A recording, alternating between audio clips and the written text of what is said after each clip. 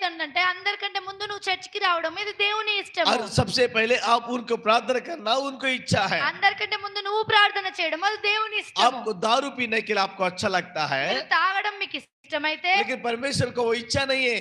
కానీ అది దేవునికి ఇష్టం లేదు. आपको लड़ाई करना अच्छा लगता है, గొడవలు పెట్టుకోవడం మీకు ఇష్టమైతే परमेश्वर को लड़ाई करना अच्छा नहीं लगता है। దేవునికి అది ఇష్టం లేదు.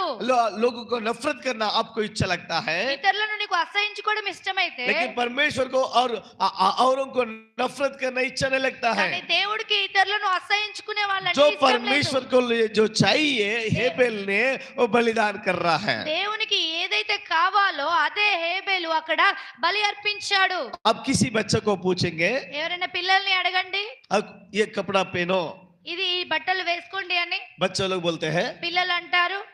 और वो बोलते हैं मुझे पसंद नहीं है। నాకు ఇష్టం లేదు అంటారు పిల్లలు. ये आइसक्रीम खाओ बोलेगा तो ఈ ఐస్ క్రీమ్ తినండి అంటే नहीं नहीं